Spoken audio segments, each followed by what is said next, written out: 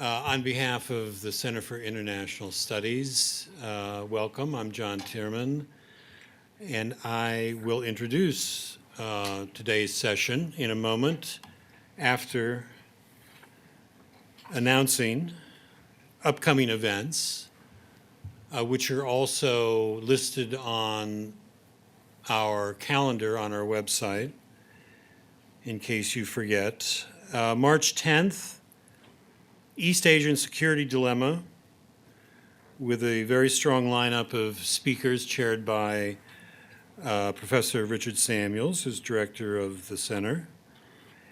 On April 2nd, and that's at 4:30 in this very room.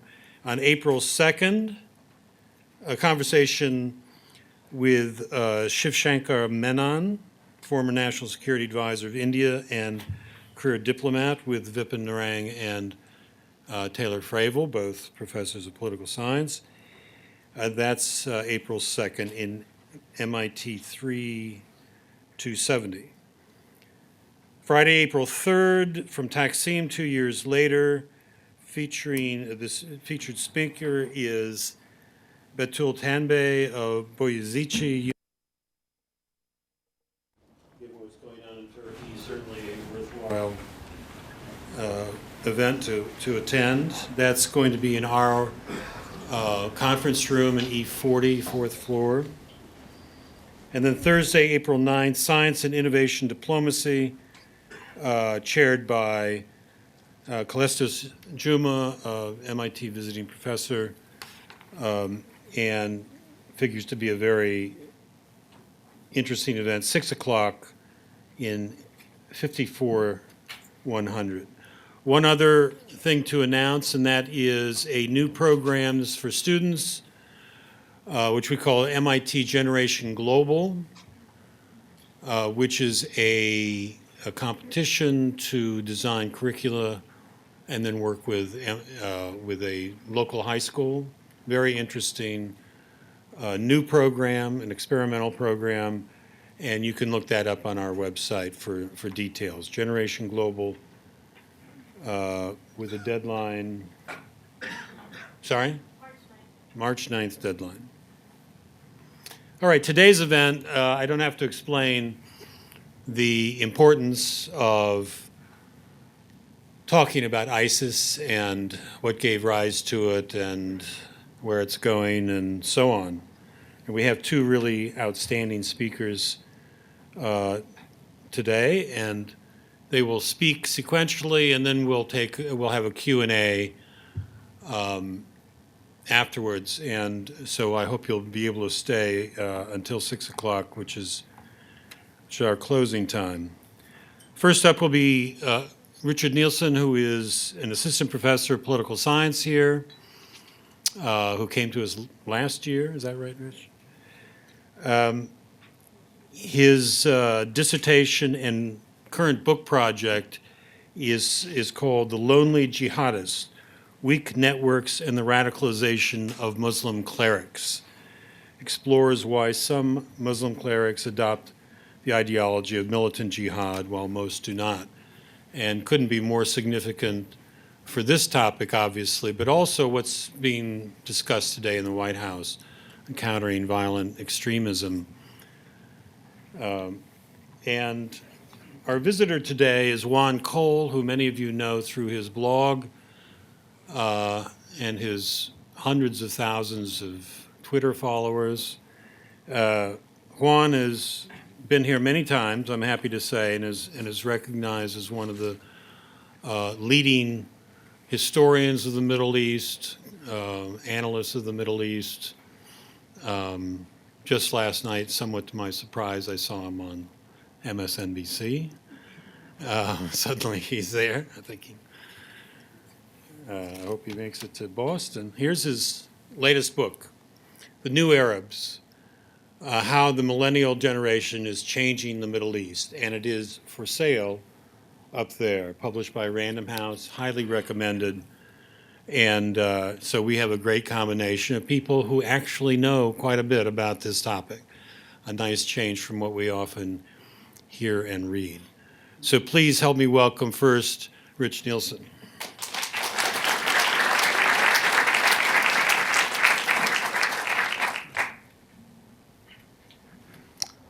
All right, is the mic on?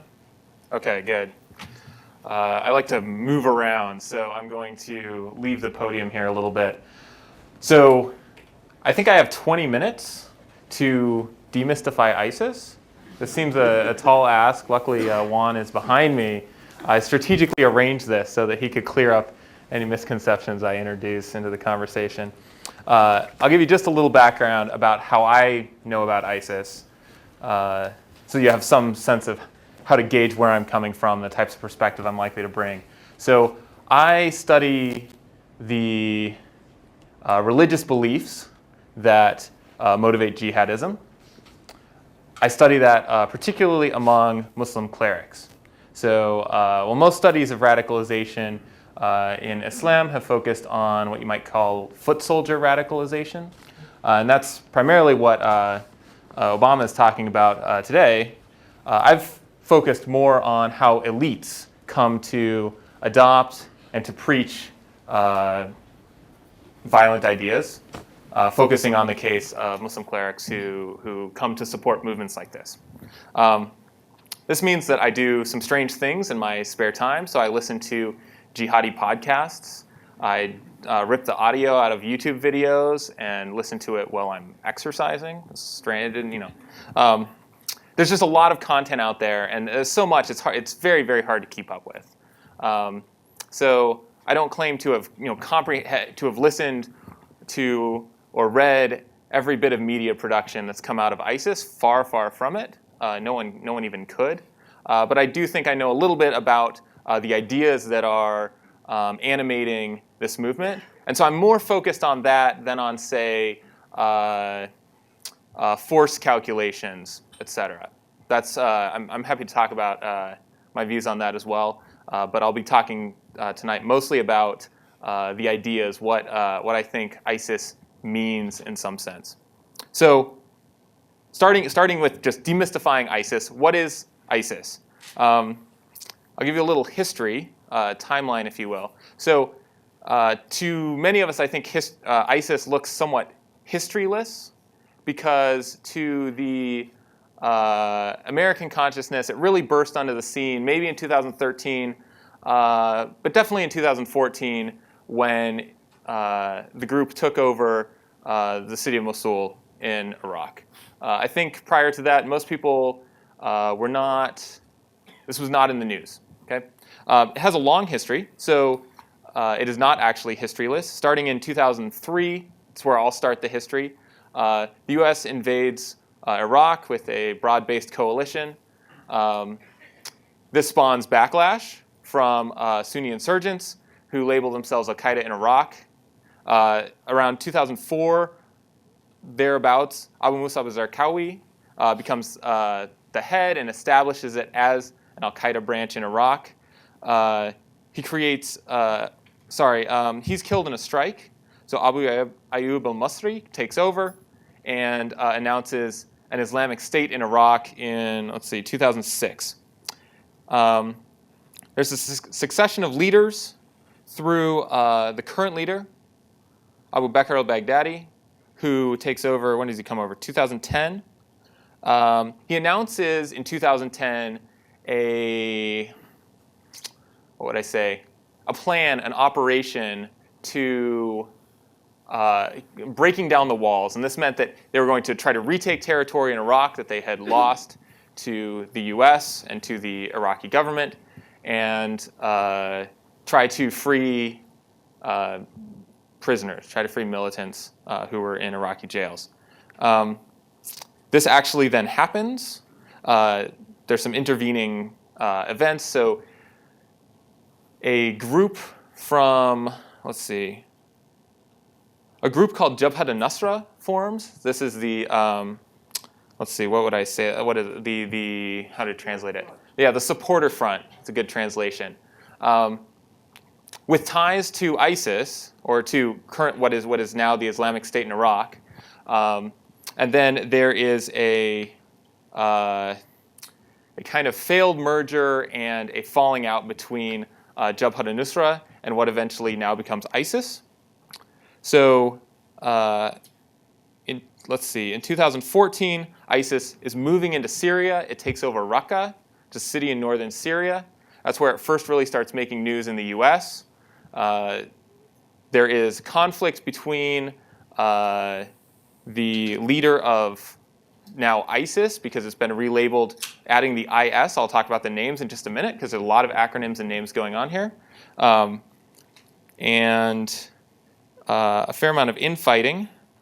Al-Qaeda finally severs ties with ISIS in a leadership dispute, and Jabhat al-Nusra goes with Al-Qaeda. So in Syria today, Jabhat al-Nusra is the Al-Qaeda affiliate.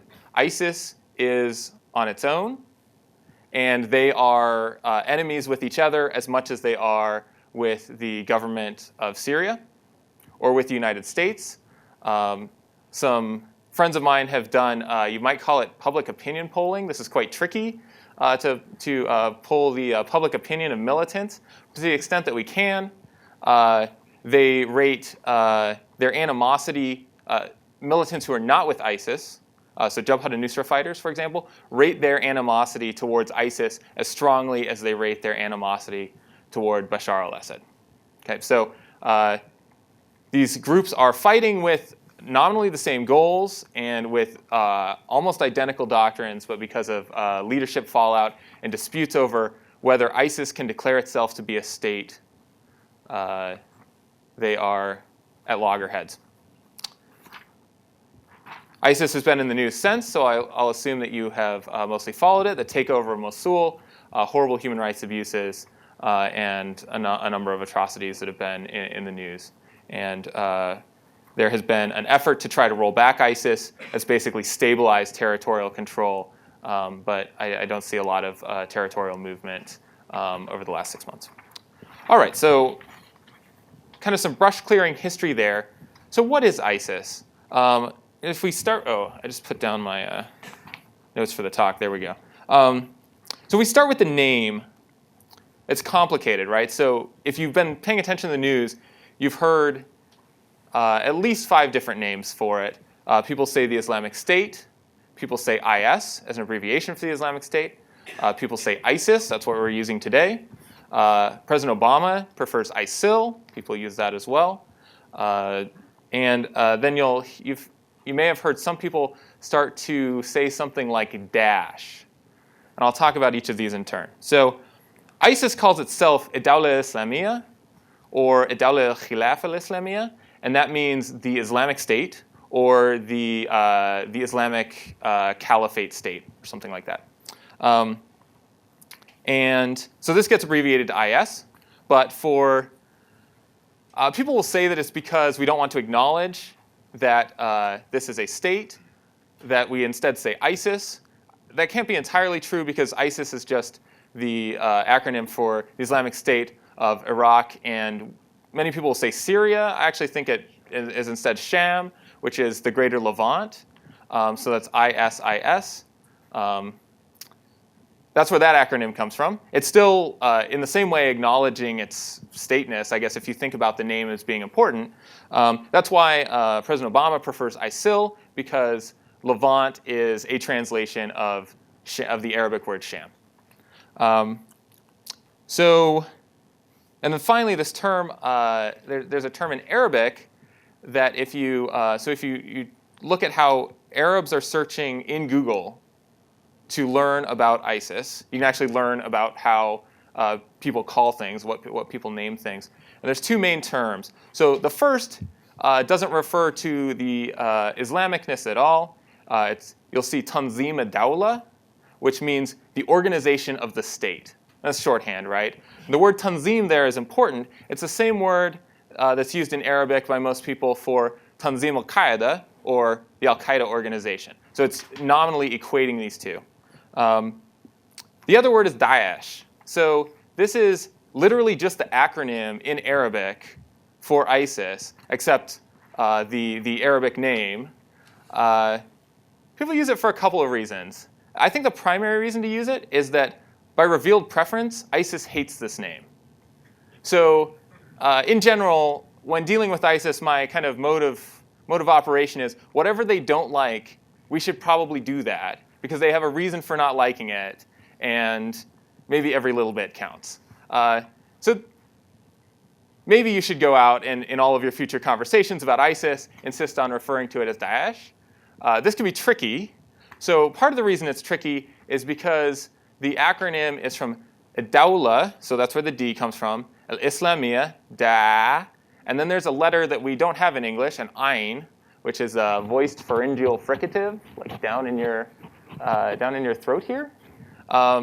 We don't have this letter, so that's why you see John Kerry on CNN about a month ago saying Daesh, or you'll hear people say Daesh, right? But this is okay because al-Qaeda also has, it's al-Qaeda.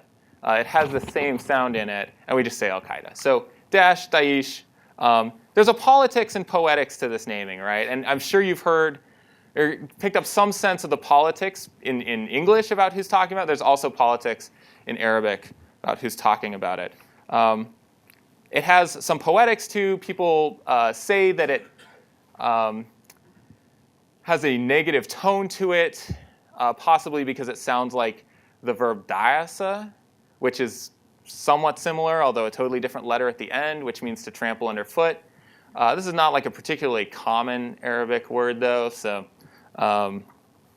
either way, we know that they don't like it, and so perhaps we know what to call it. So taking the name seriously, I want to think about its stateness first, and then we'll talk about what it believes and its relation to Islam. And then finally, in the last few moments of my presentation, I'll make a couple of predictions. In general, making predictions about what's going to happen in the future of politics is tricky. That's why political scientists like to predict the past, because it already happened, so you can be right about it. But we'll venture off into the future a little bit. All right, so if ISIS claims to be a state, it's worth evaluating both of these terms.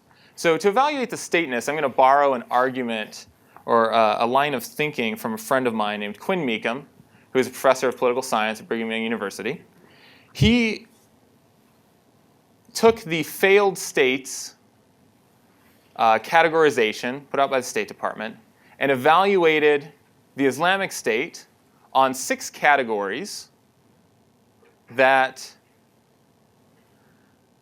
we might think define stateness. And it was interesting enough take that I wanted to share it with you. So these 6 categories are the ability to tax and to find labor for state purposes, defining and regulating citizenship, providing international security and managing international relations, ensuring domestic security, providing social services, and facilitating economic growth. So he actually gave scores for all of these things. I will report to you his scores. I don't entirely know by what process he arrives at these precise numbers. So we can think about, nevertheless, I think it's useful for being somewhat concrete about how close we think this thing is to a state. And keep in mind what the stakes are here. So at least in official rhetoric, the US government is not recognizing any element of stateness. That may be a good rhetorical strategy, but I think it's worth, in terms of like predicting what's going to happen in the future with ISIS, it's worth thinking about whether it qualifies as a state in order to assess its staying power, because states have a tendency to stick around in a way that gangs of terrorists do not. And so it's worth thinking about whether it has morphed.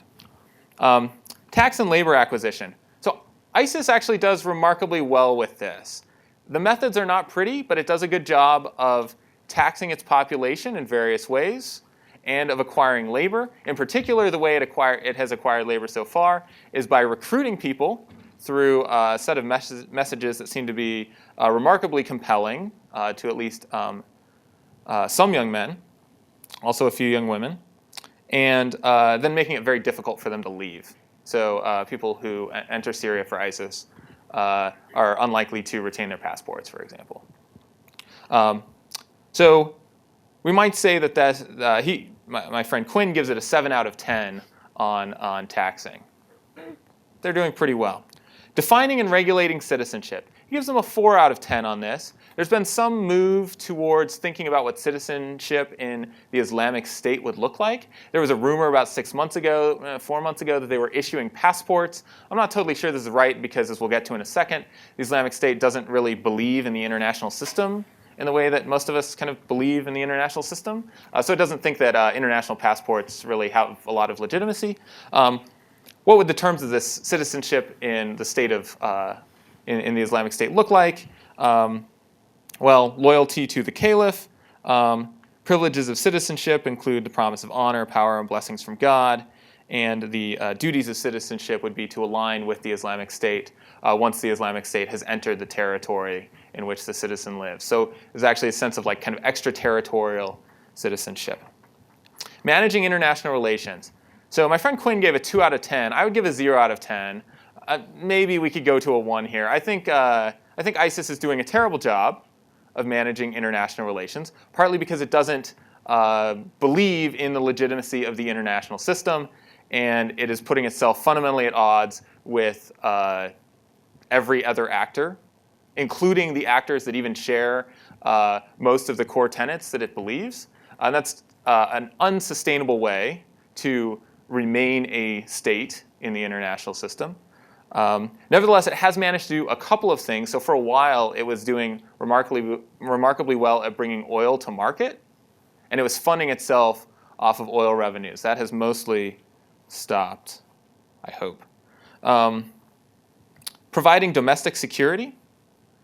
So domestic security for non-religious minorities in Raqqa and in Mosul is actually not too bad. Now the enforcement, again, is very ugly.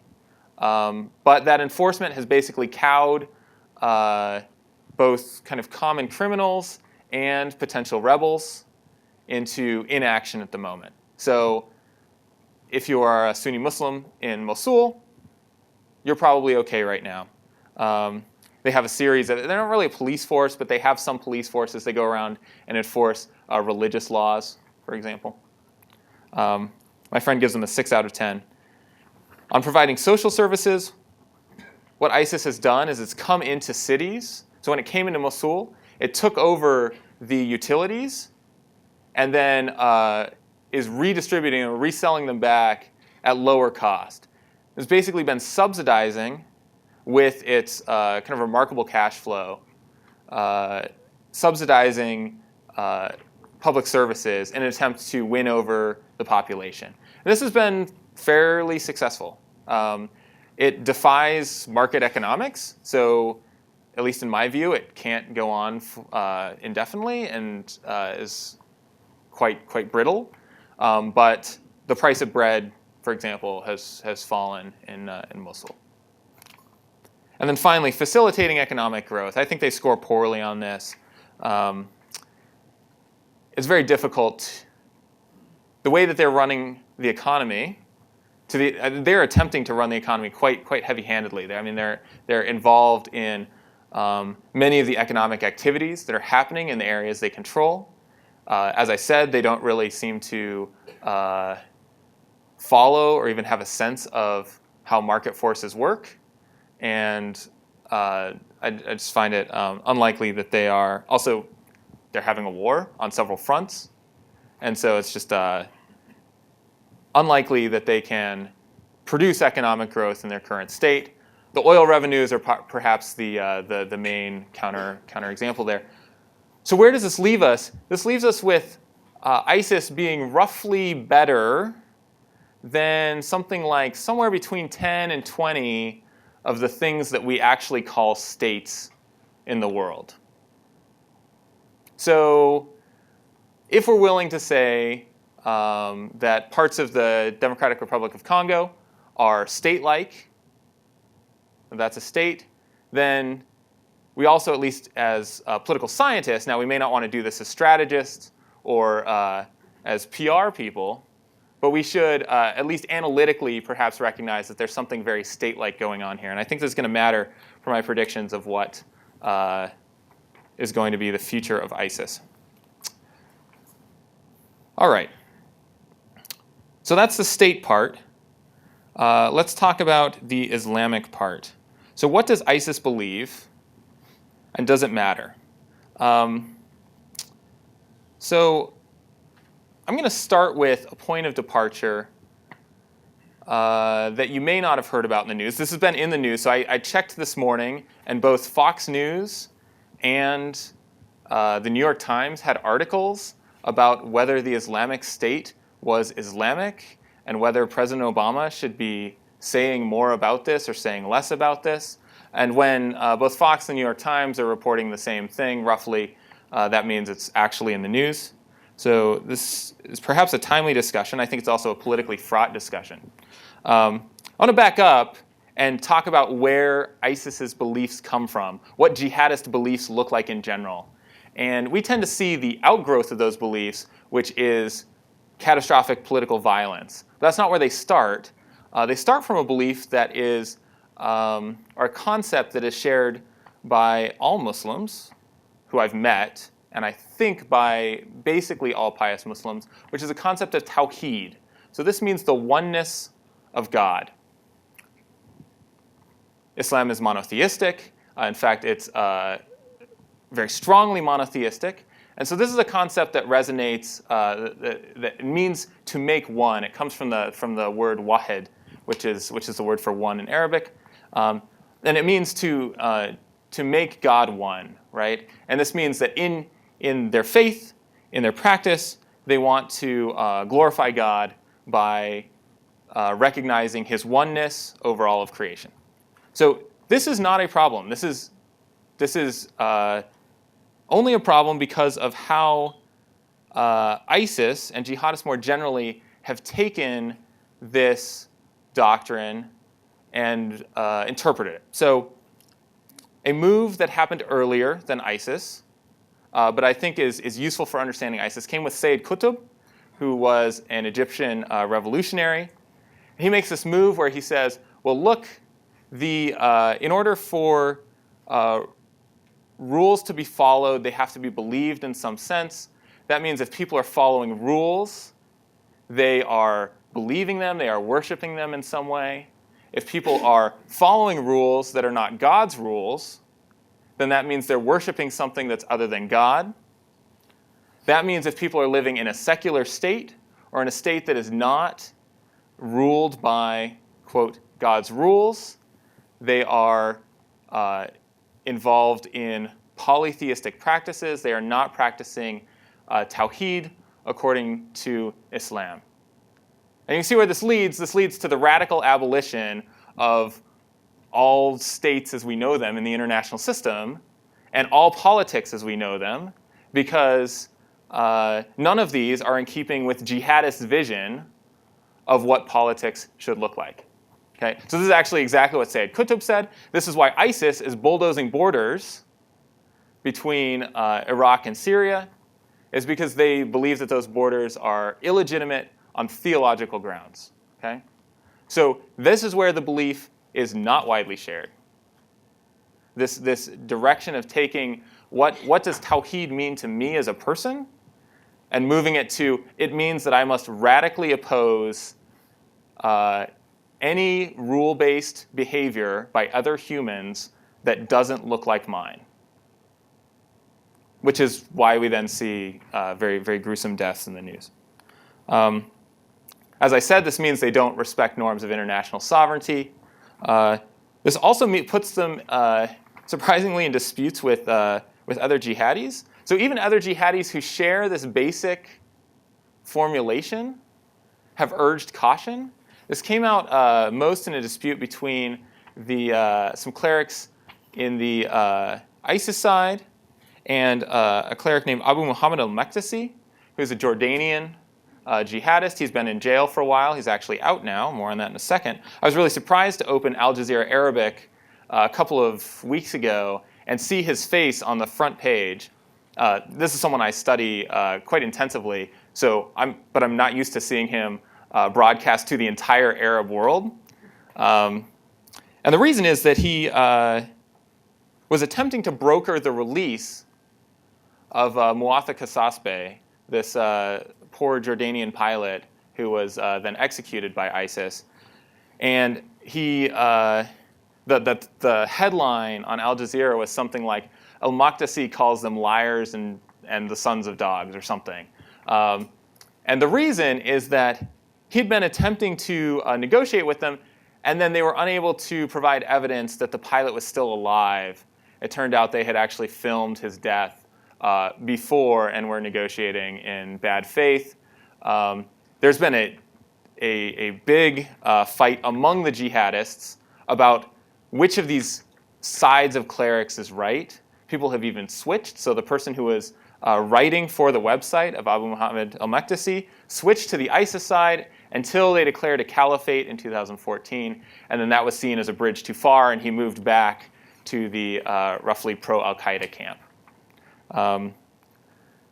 He's out of prison, and the reason, as far as I can tell, is that the Jordanians estimate that the most likely person to persuade people to not join ISIS is someone who has a high level of credibility because they themselves are a jihadist, but who opposes ISIS for other reasons. I think this is a risky strategy, but they didn't ask me, and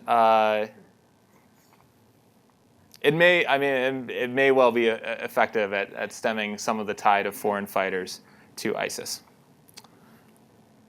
All right, so to wade into the political debate on whether ISIS is Islamic, because you will see this in the news if you go pop up basically any news outlet today. I want to be clear about what I think the word Islamic here is doing, okay? So when people say ISIS is Islamic or ISIS is not Islamic, the word Islamic is doing a lot of work. And if we unpack what that work is doing, then we can come up with formulations that we may be comfortable with. We can come up with formulations that we may not be comfortable with. I'll tell you what I think I'm comfortable with. So I'm much more comfortable with a statement like, so I'm quoting here, sorry, an initial quote that makes this claim is from an article in The Atlantic, which you may have seen just a few days ago. It's worth reading, I think. They do a really good job of explaining what ISIS believes. And then they have this quote, which I almost lost it on, but that's me. The reality is that the Islamic State is Islamic, very Islamic.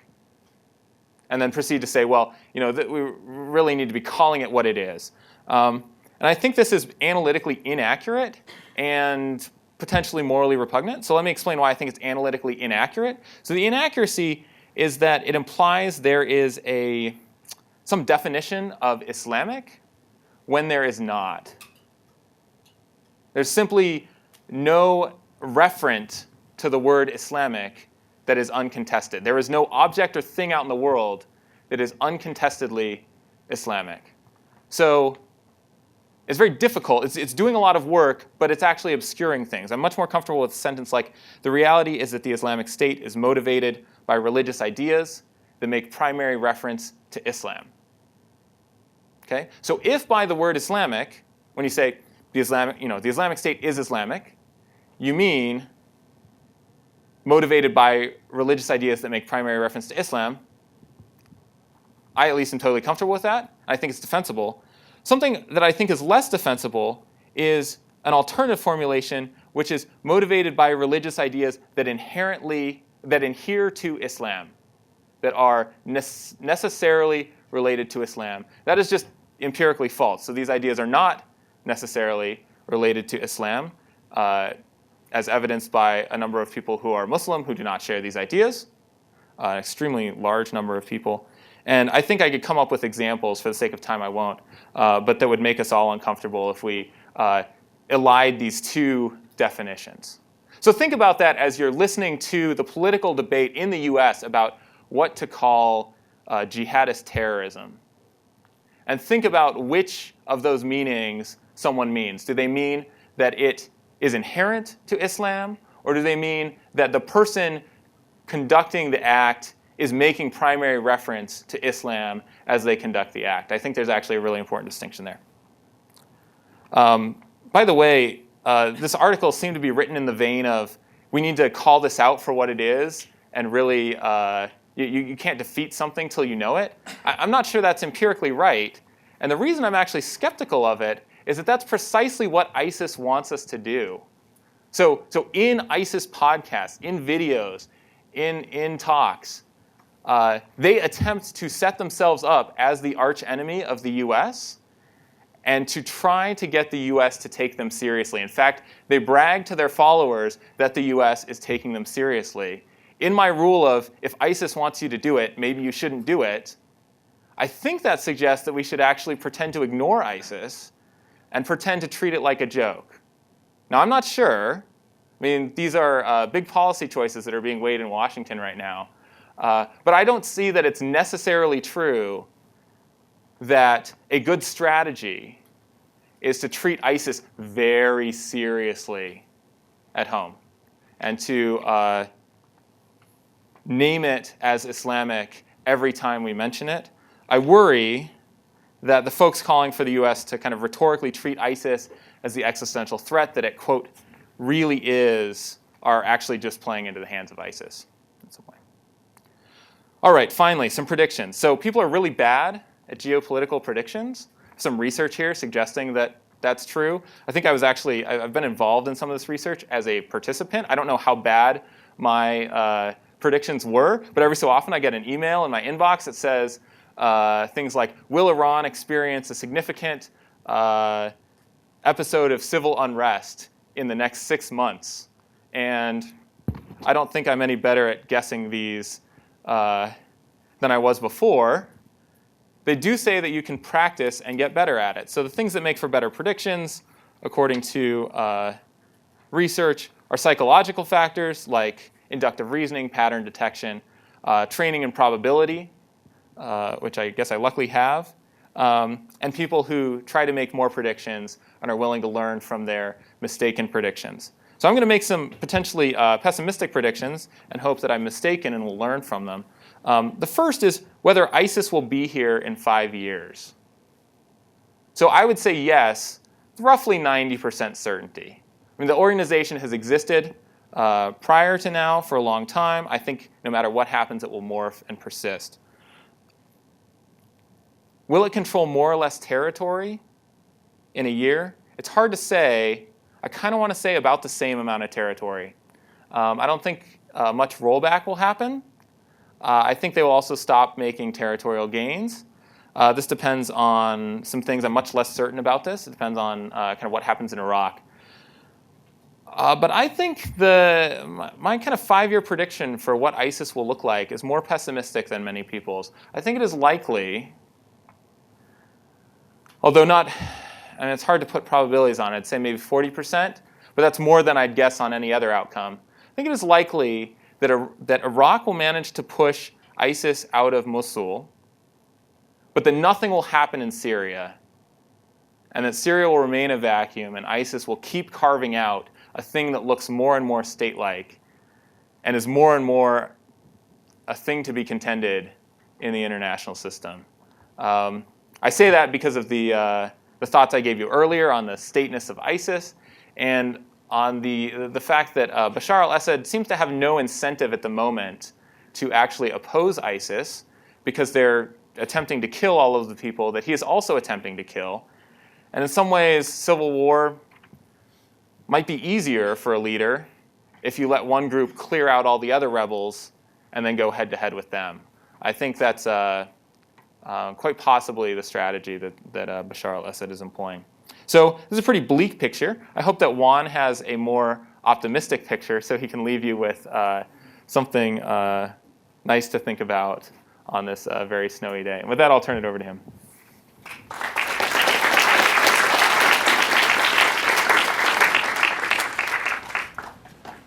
Well, thanks so much for that tour de force, and it's great to hear from someone who's immersed in the primary sources and following this on a daily basis. It's exactly what we're not hearing, I think, so much in the Atlantic magazine. I should say that this invitation for me to speak here originated probably with the appearance of my book last summer called The New Arabs, which is about the millennial generation in the Arab world. Something like a third of living Arabs are from that generation. So, the median age of these countries is very low.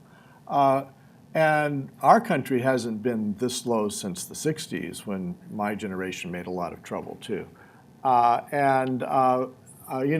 When you have a big cohort of youth like that, it increases the possibility for them to make youth movements. And also, youth, and many of the people in this room are millennials, they have many advantages in politics and society that they don't always take advantage of. For one thing, they don't have the slightest idea what can't be done. Like, you go to them and say, you can't do that, it's impossible. That means nothing to them. They haven't lived long enough to see what the limits might be. And so a lot of Arabs have told me, in the baby boomer, the equivalent of the baby boomer generation in the Arab world, they said, getting rid of a president for life, it's impossible. We've got secret police and armies and tanks and tear gas, and how would you do that? The young people thought, well, we'll just do it. It can be done. And this belief in that things can be different and that there aren't preset limits to what can be accomplished is a really valuable part of politics. So I wrote this book about not about the millennials themselves, because as the anthropologist Pierre Bourdieu pointed out, youth as a category is really kind of meaningless, because you have young fishermen and young farmers and young retail sellers and young computer specialists, and that they're all young may not tell you very much about them. It's a very limited identity marker. But I was interested in youth movements, of movements, social movements, political movements that identified themselves as being about the aspirations of this millennial generation.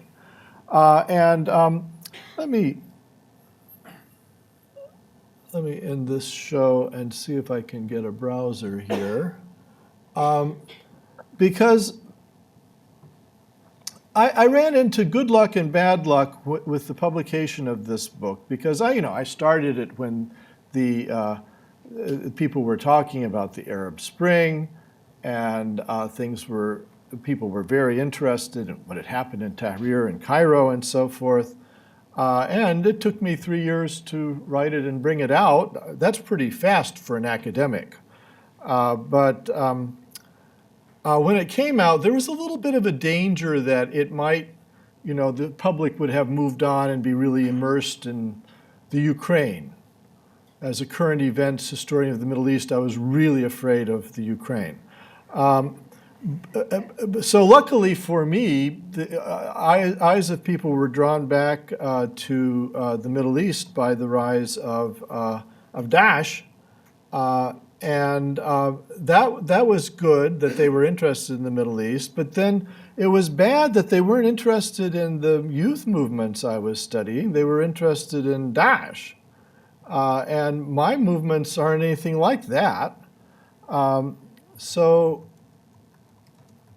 I just wanted to show you my world here.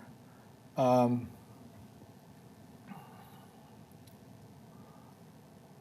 hate this new Google map. It covers things up. But, if we look at this map, Morocco is a parliamentary system with a king. The king is more important than the parliament, let us be clear. But it does have some forms of popular sovereignty now. It has a new constitution since 2011. Algeria is a republic where the generals and the petro industry elite dominate, and which had a civil war between Daesh-like people and the elite in the 1990s, in which the secular elite won. Tunisia is now the only democracy only full democracy in the Arab world. Maybe you could count Lebanon as well. The secularists, the nationalists who are against political Islam, were just voted in by the Tunisian people last fall. Libya, nobody knows what's going on in Libya. Egypt had a counter-revolution in which the military came back to power in conjunction with powerful economic elites to put the genie back in the bottle. But one of the things that those people were reacting against was political Islam and the rise of the Muslim Brotherhood, which is not anything like Daesh in the sense that it made its peace with popular sovereignty and having elections, and it does want more it's what it thinks of as Muslim law put into public policy, but it was overthrown by the nationalists in the military. And that's secularists. These guys are not Voltaire.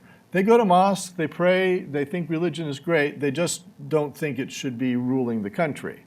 So Egypt, and I can't get this through people's heads, it's like a fifth of the Arab world population-wise. It's a huge, important country. It's got the best military. It's the center of the Arab world. It is now dangerous to be a pious Muslim who believes in political Islam in Egypt. You get arrested. People with beards are being harassed in the street. So it's like Bizarro World, you know, in the old Superman comics, like the opposite of everything in the world was there, and so forth. So what's going on in eastern Syria and northern Iraq is the opposite of what's going on in Egypt. In fact, in most of the Arab world, the millennials are somewhat less religious than their preceding generation, some of them substantially so. In Tunisia, there's a 15-point spread in religious observance, at least, between the youth and the elders. In Lebanon, also, young people mainly not interested in religion. And so our image of this area, of this whole area from Morocco to Afghanistan, is now being shaped by Daesh. And Daesh doesn't amount to that much. It's eastern Syria, has Raqqa province, the population of which before the civil war was about 800,000. I figure at least 400,000 have run away. So I don't think they have more than about 400,000 people under their control in Raqqa. And then the rest of the territory they control in eastern Syria is also very lightly populated. I mean, this is Podunkville. I mean, population 5,000, these towns out there. And then they did make an alliance with the Sunni Arabs in northern Iraq and western Iraq. But again, Mosul was probably 2 million before they came in. We know at least 500,000 people ran away as soon as they came. And so there may only be like 1 million or so under their control there. So, you know, the Atlantic gave this number as 9 million people under Daesh control. I don't think it's more than 3, if you total it all up. I think there's Daesh inflation. And then these guys, they captured a few tanks and armored vehicles from the Iraqi army, which ran away from them. But they don't have like a lot of heavy weaponry. They don't really amount to that much. I mean, talking about them as a threat to the United States is ridiculous. Yes, they can encourage people to blow up stuff, but anybody can do that. In my view, they're very much like those drug gangs that run Ciudad Juarez in Mexico. They're brutal, they kill people, they smuggle. These guys smuggle drugs too, and they also smuggle people. And this talking about them as a state is also, with all due respect, I mean, in my view, it's ridiculous. I mean, they got a department of whacking people and a department of capturing people and enslaving them, and this department and that department. They're just gangs. Most of them, you know, they're not that well organized to be called a state. And I don't think though I think in 5 years the leadership of it mostly will be dead with flies walking on their eyeballs. I don't think anybody wants them there. Iran doesn't want them there. Baghdad doesn't want them there. Syria doesn't want them there. Putin doesn't want them there. The United States and NATO doesn't want them there. My guess is after a while they won't be there. Now, in the sense of holding a lot of territory and trying to run things and so forth. And in Mosul, by the way, there's no phones. There's very little electricity. People are freezing to death in the winter because these guys are not able to keep the utilities going. People are miserable under them. I don't think that's a recipe for success. The only reason they have the position that they have, by the way, is because the states collapsed. So Syria collapsed and Iraq collapsed.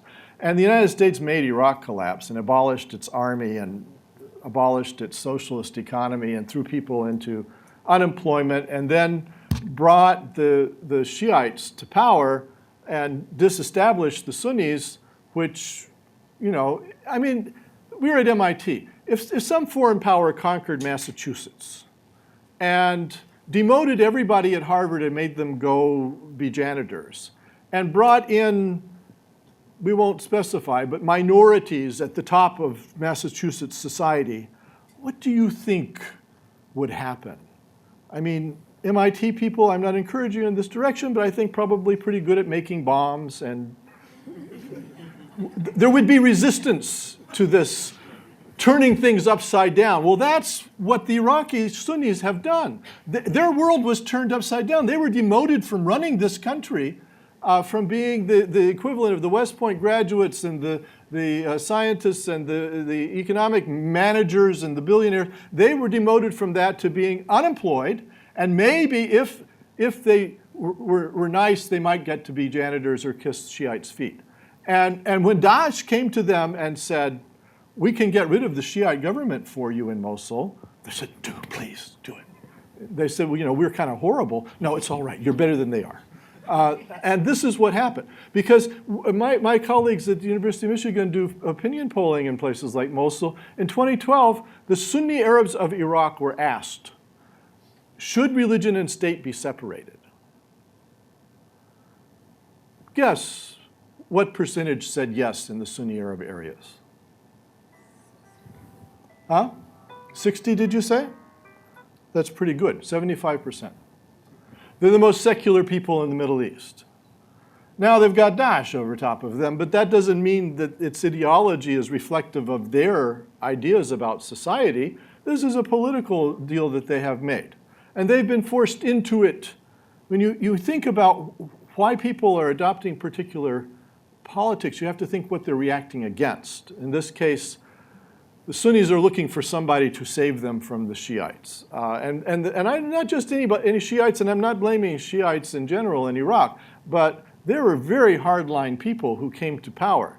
I had this problem with the American public. It's a long-standing problem, is that they don't understand the Middle East, but they think they do. So in 2005, the Bush administration was pushing this elections in Iraq. They were going to make, you guys don't remember this, most of you are too young. There are some in the audience who do, but the Bush administration said that Iraq would be a shining beacon on the hill, that it would be made democratic by the Americans, and then democracy would spread all around the region. That was what they said. And then they held elections in 2005. And the Shiites looked at the electoral plans and said, well, gee, you know, it's a parliamentary election. Majorities rule. We're the majority. But there would be some danger of small parties, you know, hiving off and disunity and so forth. So the Shiite elite in Iraq, Grand Ayatollah Sistani and others, sat down in a room and they said, everybody has to join one Shiite coalition, and all the Shiites have to vote for it or they're going to hell. And I had friends in Najaf. I asked them how they voted. They said, oh, I don't want to go to hell. So the Shiites came to power in 2005 in these elections, and the leading party that came to power was the Supreme Council for Islamic Revolution in Iraq. Where was that founded? It's an Iraqi party. Iran. It was founded in Tehran. By whom? Ayatollah Khomeini. That was the Bush administration's great triumph, that they brought the pro-Iranian party to power in Iraq. And it had a paramilitary, the Badr Corps, which ethnically cleansed the Sunnis, a lot of the Sunnis from Baghdad. So everybody was writing me, you see, they had successful elections. I said, but But the Supreme Council for Islamic Revolution came to power. That's not good. And one reporter called me and they said, now that the Supreme Council for Islamic Revolution in Iraq has come to power, this was a smart reporter who realized it, they said, what do you think they will want? So, well, let's start with the name. It was a Khomeinist party. So the Sunnis, being largely believing in separation of religion and state and more secular and so forth, didn't like this, and maybe it increased their belief in the necessity to separate religion and state. But as the Shiites, established themselves in Iraq, and they were more and more horrible to the Sunnis, and they were denying them resources. In many instances, Sunni villages were being shelled. It pushed the Sunnis into the arms of Daesh. So I don't think this is a stable situation. I think they'll be kicked out of Mosul. I think Mosul might not be there much longer. I think it's going to be reduced to rubble by the Shiites and the Americans and the Kurds. As for Syria, I don't think they control important parts of Syria. I don't think they're very important. They did capture a few refineries that the Sunnis gave them, that the Turks gave them.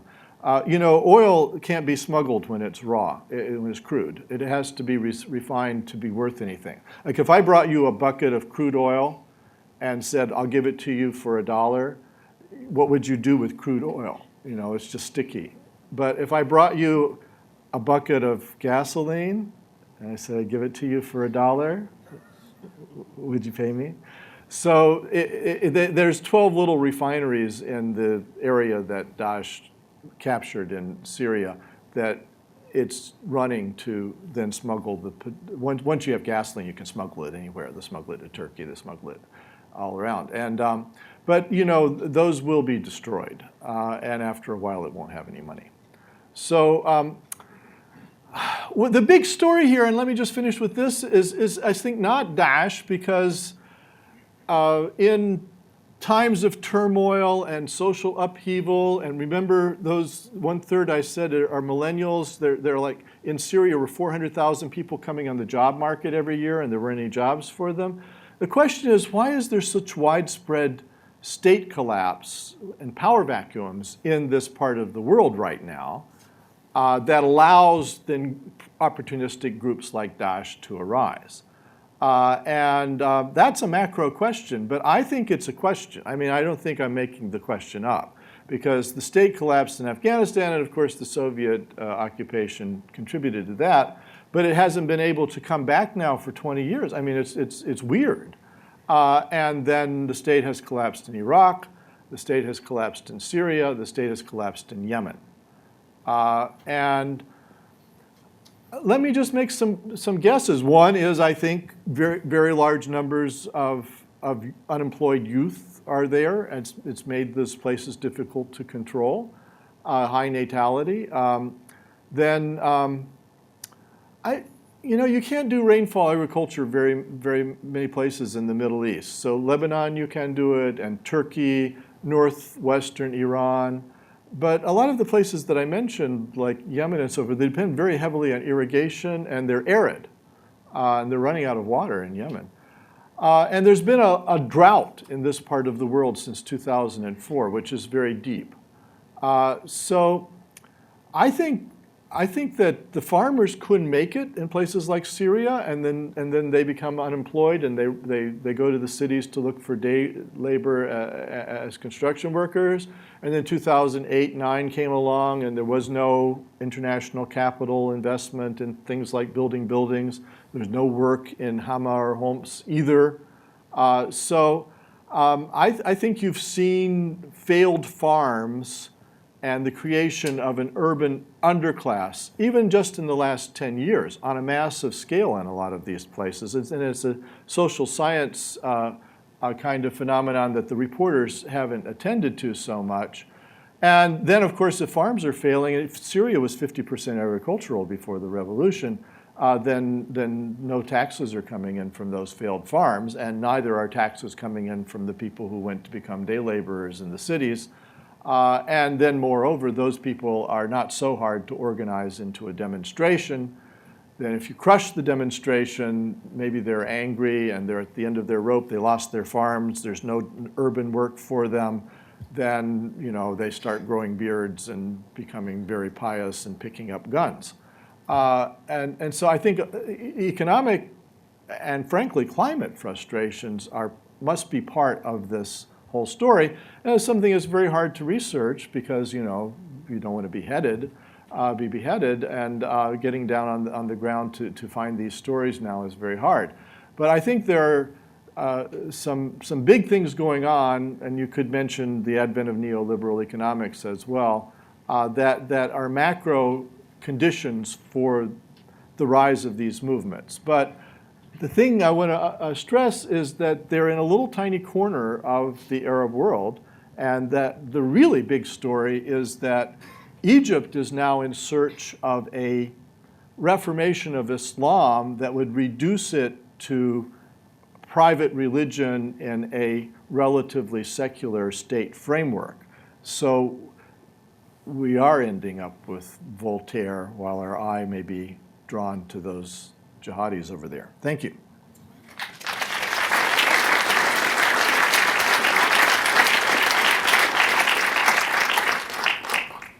How are we going to do the questions? We'll do Q&A if you guys want to sit. Okay, we're going to sit over here and do Q&A. If people can line up behind the mics, if people can clear away the aisles, and then just keep as many questions as we can. We have about a little less than half an hour. If you can introduce yourself, and we only have time for one question each. So good. Just to dive right in, anyway, my name's James, and I'm interested in how either of you think an oil executive looks at the Middle East, and how the policy makers in the Obama administration and Dick Cheney look at the Middle East in relation to oil. I talked to some oil executives recently about the Middle East. They were mostly concerned about instability. I think that's perhaps understandable. I think basically everyone I know who has any ties to the Middle East is concerned about instability at the moment. And I really have no private insight into what George Bush and Dick Cheney are thinking. So I'll fold on that question. Well, I think the tenor of the question might refer to the widespread conviction that the Bush administration invaded Iraq over issues in petroleum. And I think that's not entirely true, or at least it's only partly true. And then there were allegations that the intervention in Libya was over oil, which is completely untrue. This area that we're talking about is diverse with regard to whether it has petroleum or not. So Egypt has almost none. And Syria also was pumping 400,000 barrels a day before the civil war. It's nothing to write home about. A couple wells in North Dakota do that. You can't read off American policy from petroleum concerns. In Libya, the old Gaddafi state had come in from the cold and was palling, Gaddafi was palling around with Tony Blair and Silvio Berlusconi, and had made its deals with BP and the big oil companies. So there would be danger if through a military intervention and a change of government, that those deals would go bad, that the ink wouldn't be worth anything on them. So I don't think that most American policy in the region is really governed by petroleum. It is in the Persian Gulf. In Bahrain, the people are largely Shiite. There's a Sunni government. The Bahrain government leased us Manama, leased the United States Manama for the headquarters of the Fifth Fleet. We like that. It's a deep water port. The Fifth Fleet patrols the Persian Gulf. So we don't criticize the king for cracking down on the Shiites very much. And so in that regard, there's petroleum interests going on, although Bahrain is not a big petroleum producer. In Iraq, I have a theory about it, which is in the late 90s, they stopped finding new fields. In fact, they haven't found really big new oil fields for a while now. And some of the ones they found have, been in the ocean and hard to get at and expensive to get at. And I think the smaller oil companies like Hunt and Halliburton and so forth, not the big ones, because they had lots of fields under bid, but the smaller, hungrier companies, the one that Dick Cheney was associated with, were eager to get at the known fields, which are in Iraq and Iran. And so in the 90s, once Cheney went into private business in the mid-90s, and he would go to Congress and lobby them that take off the sanctions on Iran and Iraq. In fact, he gave these really progressive speeches, Dick Cheney, about how we can make friends with the Iranians. We can bring them in from the cold. If it takes 10 years, it's just a matter of trying. He sounds just like President Obama does now, if you go back and read his speeches of 1998. But he failed. He couldn't get Congress to take off the sanctions on Iraq and Iran, partly because those countries had acted out against American interests, partly because the Israel lobbies were afraid that if they were allowed to pump oil, they'd become powerful and endanger Israel. So then I think, this is speculation on my part, but I think that Cheney decided if you can't beat them, join them, that there is one other way you could put Iraqi petroleum on the market and get the sanctions taken off, which would be to do regime change, in which case you would pick up a lot of allies in Congress. And I think that's what he did. But it wasn't that he wanted the U.S. necessarily to dominate those fields. He just wanted the petroleum to be available for bids and to come on the world market so that petroleum didn't become so expensive that it was replaced with other things. And he failed in that regard, and it is being replaced with other things. Thank you very much. You were alluding to some of the people's young age, and I count myself to that group. So my question is, why do we care so much about the Middle East? Has it been like this before 9/11, or is this as of recent? Yeah. Why do we care about the Middle East? I find it intrinsically interesting, but that's why I decided to try to get a job studying it. No, I think he means why is Washington consumed with it? Not you guys, like... I can see that you guys care, but... We like Egyptian films. That's why we... I mean, I would answer purely in geopolitical terms. I think that the Middle East, for a variety of reasons, has found itself on Washington's radar and continues to find itself because it continues to have problems that dominate Washington's attention. President Obama attempted to pivot to Asia. Does anyone remember this? I think we still remember that. I think we're still actually trying to pivot to Asia. And I think that is where the U.S.'s long-term interests and attention may need to go.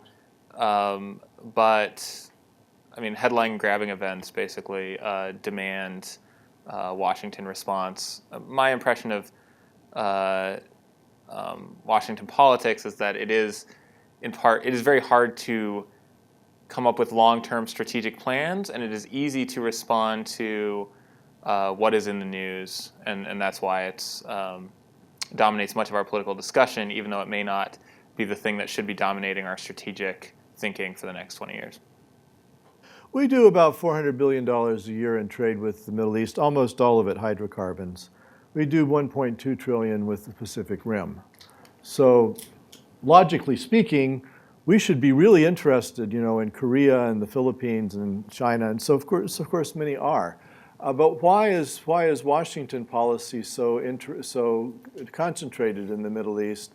Well, I think it really does have to do, at least in the last 14 years, with the rise of al-Qaeda and the attacks on Washington and New York. That would rather concentrate the mind.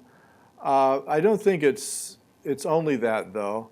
I think that actually, if you think about Washington elites as opportunistic and careerists, that you want to rise in your job, in the State Department or the Defense Department or whatever it is, you need as a superpower places you can play.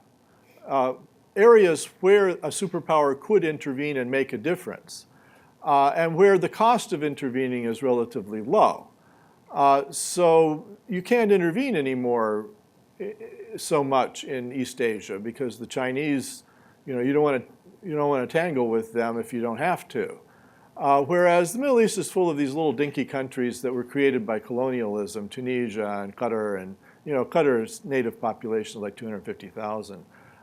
So I don't know, it's like Medford or something. I mean, so these countries, are tiny. They don't have much in the way of armies, and they actually, many of their local elites don't mind playing with a superpower. They would even plead for it to come in because they could use it against their enemies and so forth. So I think it's open to this in a way that maybe the more developed economies and countries of East Asia are not so much. And then it is an area of strategic importance. The Suez Canal is important. About 10% of world trade goes through it. And world trade is not that kind of thing like it's serial 1, 2, 3, 4. It's exponential. So if you cut off the trade through the Suez Canal and you had to incur all of the expenses of going around Africa and so forth, it would be a significant cost to the world economy. So you don't want that to happen. You want the Suez Canal open.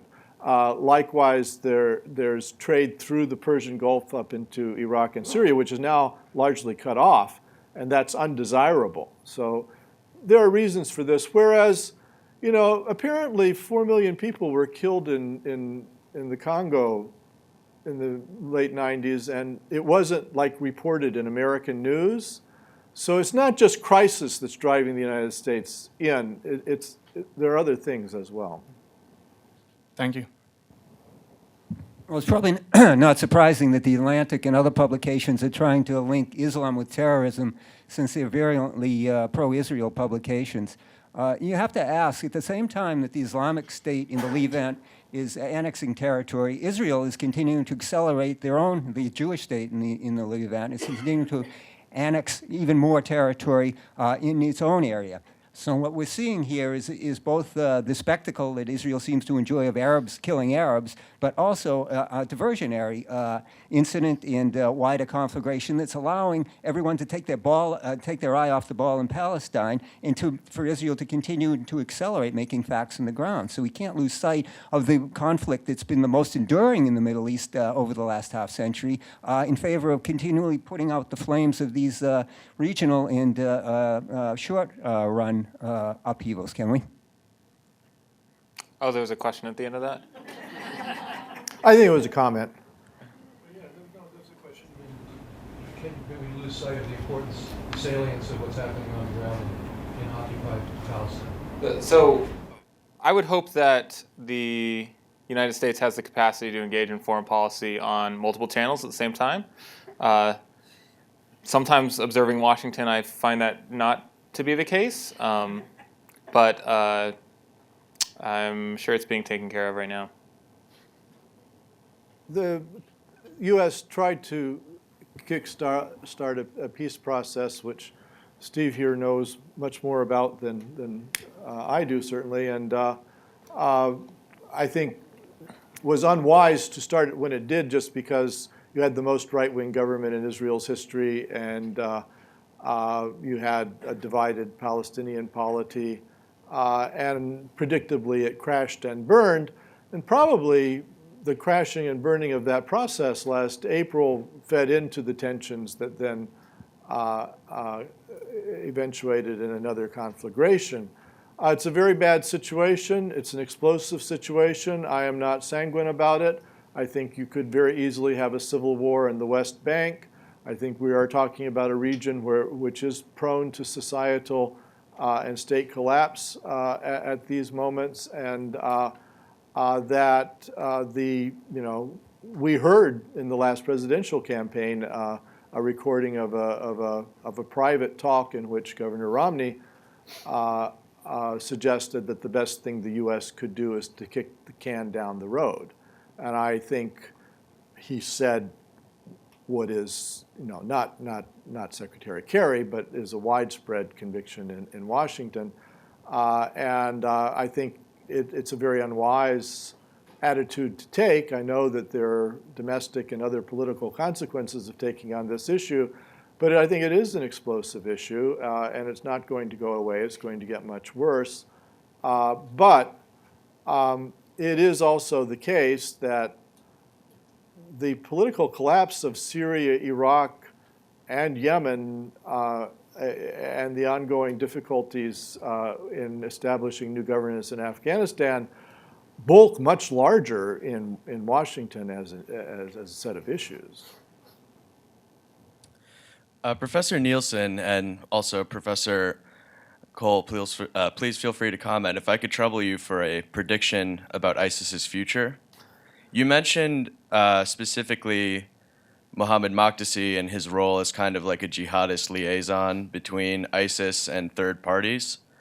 And I was wondering if you had any particular predictions about the relationship between ISIS and people like Makdisi and the more mainstream al-Qaeda organizations that have been in the news in recent years. My prediction is that it will remain frosty. So these people have little reason to reconcile. They have their fiefdoms, and at least at the moment, the things that they've done to each other, the groups that they each espouse and ally with have done to each other that seem unforgivable. Now, this hasn't stopped sometimes, competing military groups in other settings from eventually joining. So it's quite possible that the kind of on the foot soldier, foreign fighter level, things are more fluid. But I think on the ideological level, the religious elites that I'm most interested in and about which I can speak most knowledgeably, I don't see a lot of room for negotiation at the moment. There is, I think, a set of shared interests that are not U.S. interests, or not Jordanian interests. The reasons that Abu Muhammad al-Makdisi was negotiating with ISIS, I think, do not have anything to do with, are different than the set of concerns for which Jordan was hoping that he would negotiate. I think he primarily cared actually about obtaining freedom for this failed suicide bomber that he was personally connected to. And he was actually mostly irritated because that deal went very wrong from his perspective and ended in her execution. But Juan's free to disagree about the... No. Well, as I said, these are gangs, and gangs want turf. So you all seen West Side Story. This is, they're not making friends anytime soon. Thank you. You've talked some about the fighters on the ground, like the urban underclass that's been joining ISIS and causing these failed states. But could you talk a little bit about foreign fighters that are coming from Europe and in some cases from America, both how we could, why they might be doing so, and how we could possibly slow or stem the tide of the fighters? Well, there have been people who have flocked there to fight, although I'm disappointed, in the 1.5 billion Muslims in the world, that it's just a few thousand. I mean, really, they don't seem very interested. And I think that there's a problem, a little bit of hype and proportionality here. David Cameron, the Prime Minister in the UK, gave a speech in which he thundered that 400 young men from Britain had gone off to join the fighting in Syria. And that is a security concern. Those people are getting training and munitions, and they could come back even more angry and radicalized and so forth. That I don't mean to downplay, but it's 400. They're like, the UK Muslim community has doubled in the last 15 years, and they're up to about 3.7 million. So 400, you could get 400 people to believe in anything. They had that cult in California where they were supposed to commit suicide so they could catch a ride on the Meteor. And then they got 40 people to commit suicide. Well, 40 is 10% of 400. It's not significant as a statistic to say that, you see. And the numbers from each individual country of young men who go there to fight are relatively small. And so I think there's, that as a consideration has taken on a life beyond the facts on the ground. Why do they go? Well, some of them are discriminated in their societies and are angry, and this is a cause that they feel they could join. A lot of Tunisians have gone from Western Tunisia, and if you've ever been to Western Tunisia, you don't have any difficulty at all understanding why there's no jobs, and they're the lowest of the low in their society, and so forth. But I think, it's also the case that too much can be made of their piety, and I think the Atlantic article indulges in this. Sure, they say a lot of religious slogans, and they are adopting what's called a Salafi style of life. It's modeled on that in Saudi Arabia of extreme Puritanism. Although, I don't know how the extreme Puritanism and the drug smuggling and the slave girls all go together, but apparently it works for them. But I think you have to understand, a lot of these guys are 17 and 18-year-old guys. They're going for a fight, and they're also going for the girls. I was in Beirut in the early years of the Civil War, and I knew people who had joined guerrilla groups. And I talked to them, and they said, this khaki and the machine gun, these are babe magnets. I've never gotten as much. And I think, the motives for these people to go there are various, and many of them have been deeply disillusioned once they got there. And one young man came back, he said, they made me wash dishes. They gave him, kitchen police duty, and he was upset. He wanted to fight, not be KP. So I think, again, I don't understand the hype around ISIL. It's not mysterious. And we had that Khmer Rouge in Cambodia. There were 6 million people in Cambodia, and they whacked 1 million of them. And nobody here even, it like happened on another planet. This Vietnam War was over. We didn't want anything to do with Southeast Asia. And there weren't any debates, are the Khmer Rouge really communists? Do they do this because they're communists? This hysteria around ISIL, I think, has to do with the political opportunities that it presents to Washington elites. I think in the interest of time, we'll keep going with questions. I'm very interested in the issue of the Middle Eastern youth and the U.S. influence on that. And there's an argument to be made that the U.S. military strategy in the Middle East has largely become dominated by basically giving broad discretion in a hit list or a hit book to the special operations community, who carry out primarily night raids, which leave a lot of young Middle Easterns with vivid memories of being woken up in the middle of the night, and the bearded Americans coming in and killing members of their family, including their brothers and sisters. Do you think that this poses any significant risk for, in a war that's already been going on for a decade, a surge of radicalization maybe 10 years from now amongst the youth that are seeing what we're doing in the Middle East? So I'm not sure numerically that I think raids by American secret operatives are going to drive a wave of radicalization. I'm not privy to, particular insight about how often those raids happen, but numerically, I think they're very small. I am concerned about a lost generation of Syrian young people, for example. The things that have happened in Syria are just beyond devastating. And as Juan points out, ISIS is a part of that, and perhaps a small part. The devastation is certainly not confined to Raqqa, where ISIS, has its capital. And I really, I do fear what happens when you take a generation of young people and completely remove their future, and what they're looking forward to is living in refugee camps on the border of Turkey in perpetuity. It's difficult to think about where to go from there. I think it's also difficult to mobilize political will to deal with a problem like that until it becomes too pressing and too late. I'm just a load of optimism today, aren't I, guys?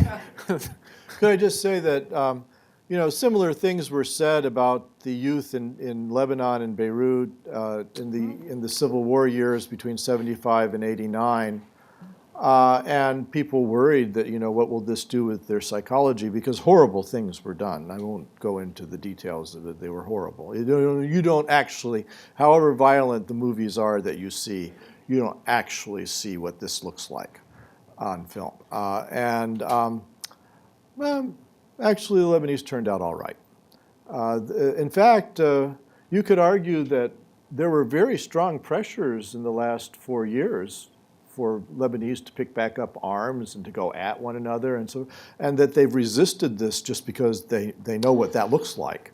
So maybe the next generation of Syrians, having lived through this, will be wiser.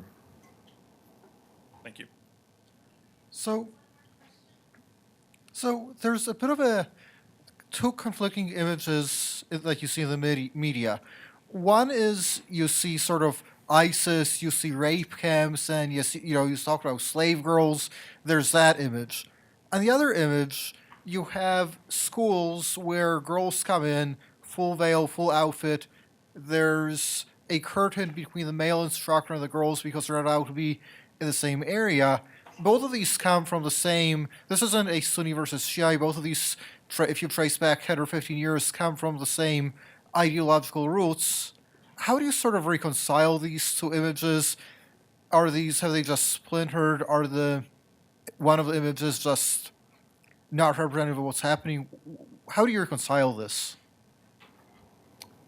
So I reconcile this by saying that I think recognizing correctly that when you have some young thugs running around, they'll figure out a way to justify what they want to do. And segregation of schooling and veiling of young girls is something that ISIS and other jihadist groups want to do in one setting. And selling women and sexual assault is something that ISIS fighters would like to do in another setting. And unfortunately, basically, religious texts in basically any tradition can be manipulated to justify many things, and they've found a way to do that. I'm not sure that how we make sense of it, or even how they textually make sense of it, is very useful, because I think that's not, they're not looking to doctrine and saying, what should we do in this setting? They're doing what they want to, and then which is to assert domination in various ways, and then coming up with a veneer that they can put onto it that has some resonance with Islamic texts. That's my take. I would just point out that American evangelicals in the South 150 years ago were church-going people who quoted the Bible and tried to live upright lives. And then the slave master would sneak down to the slave quarters at night and knock up a slave girl. So religious Puritanism and patriarchy and exploitation of women and so forth, this is not a configuration that we have never seen in history. All right, and with that, I think we're out of time. Thanks, everyone, very much.